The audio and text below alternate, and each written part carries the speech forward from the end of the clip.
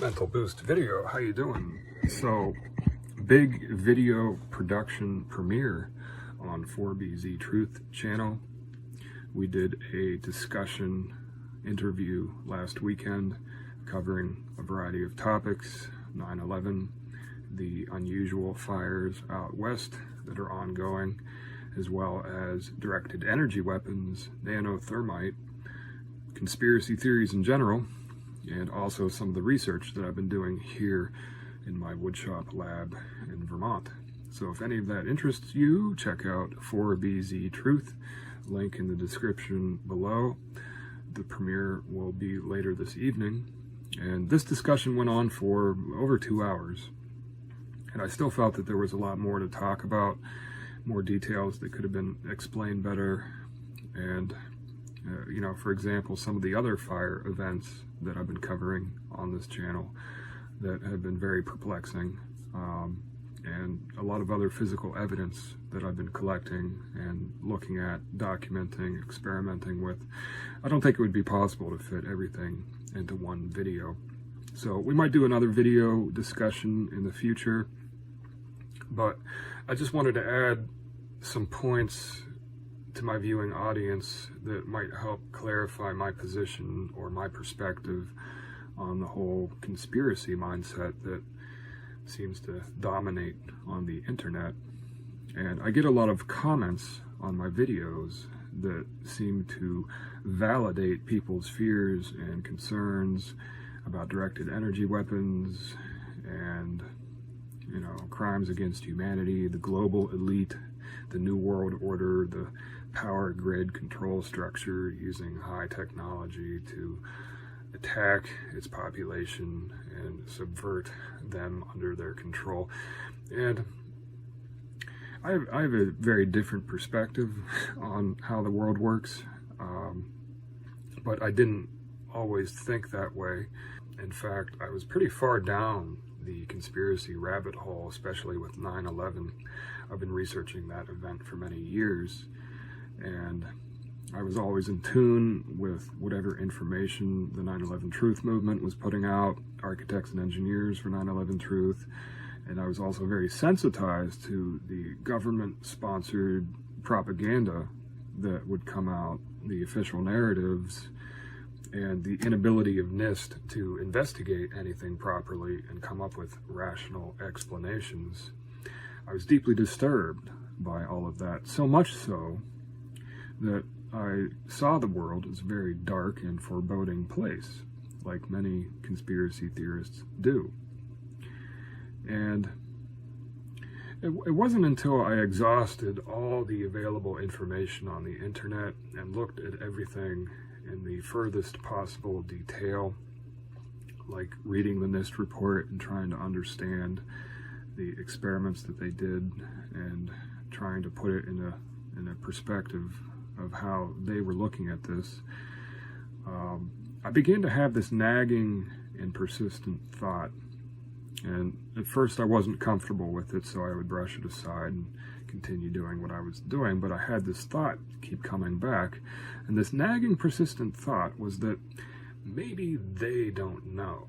Maybe the government doesn't know in regards to 9/11, and maybe NIST doesn't know. Maybe they're not able to come up with a rational explanation because they don't know how to interpret the physical evidence. Maybe things are just a whole lot more complicated than we're able to confront. And it wasn't until I started collecting physical evidence for myself and doing my own research was I able to fully validate that I don't know perspective, because the evidence that came back was so unusual. It really defied any explanation, and it was something that I don't think science has ever seen before. And so, for example, one of my earlier specimens that I collected from World Trade Center steel was from an installation in New York, and it was actually World Trade Center 7 core column, which makes it even more interesting just by the fact that that exists. But there was this area that had molten, what should have been molten steel in the form of slag, from a cut member attached to this core column, and the slag was just kind of smeared on the adjacent surface. But on the slag was another layer of residue that looked kind of like molten concrete. I didn't know what it was, but it suggested to me that it put it in a time and place to be part of whatever transformation was taking place, the actual collapse mechanism, what was taking down that building, and not in the time and place of the cleanup operation, which happened after the fact, where a lot of steel was cut up and carted away to the recycling yards. But this residue suggested that it was part of whatever was happening to that building. And in fact, when I got a microscope to look at it closely, I discovered it was not a liquid or a solid, but a compacted layer of fine particulates, which included a wide variety of different kinds of particles, quartz crystals, mineral fibers, microspheres, and that confirmed that it was part of the building that was coming down, attached to this slag, which should have been molten steel. But interestingly, I was not able to detect a steel phase in this slag.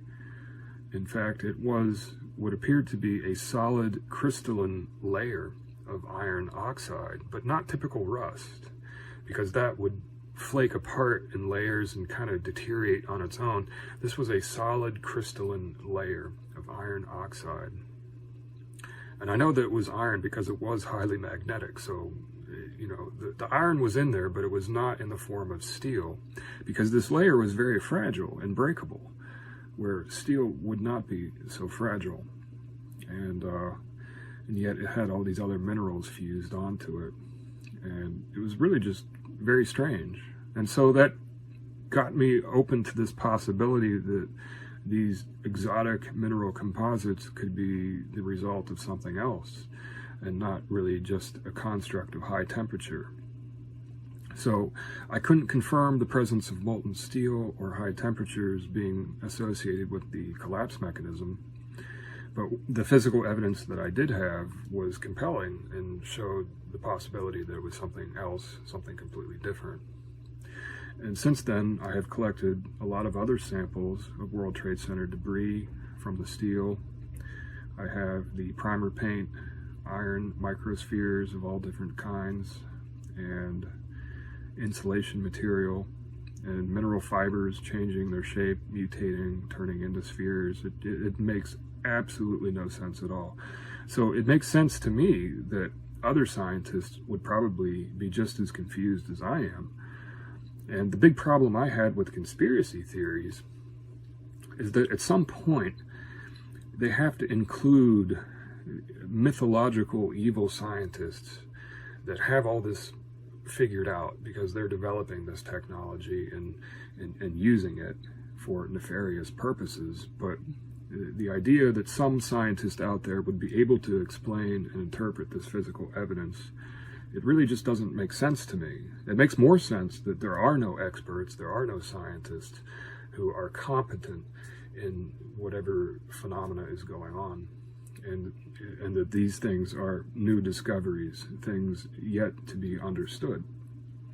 And so I was able to substitute a lot of my conspiracy trauma with a new sense of wonder and curiosity as I discover more things about 9/11 physical evidence that make no sense at all. And for me, that was really a positive experience, and a way of looking at the world in a different way, that there's mysteries all over the place, and it's a very strange place, and we're all struggling to comprehend it. And then you have these California fires. So out here in the garage for a little change in scenery, and these California wildfires, very perplexing. And I was making a lot of weird fire videos on my Mental Boost channel because the fire behavior seemed off, like something was just not right with it. And then the debris that was left over really caught my eye, especially the stainless steel that appeared to be corroding in the fire, just like it was normal steel. but everything was corroded in such a way that it just seemed off. And so I wanted to collect some samples of stainless steel so that I could verify that that was in fact happening. So I connected with some residents in the area willing to document some evidence and actually send me some samples. And I got all kinds of materials to look at: glass formations, aluminum fusing to glass, copper eroding, corroding, and doing all kinds of weird stuff. There's actually nucleation and growth of crystal formations that seem to be unique to that event that are occurring in these materials. And it's really beyond words. I mean, it's beyond strange, and a lot stranger than I would have expected. But then again, we have the government making official narratives about climate change and poor forest management. And it seems kind of comical and disingenuous, but it could be just, another symptom of our struggle with confronting the complexity of these energy phenomena. And, I'm just going to cut this video short, but I can't rule out the possibility of directed energy weapons, nor can I rule out the possibility that these are just some unknown natural phenomena that we're not being able to comprehend. So I'll continue doing my research, documenting this physical evidence and coming up with new ways to think about it. But, stay tuned, and I'll see you in the future.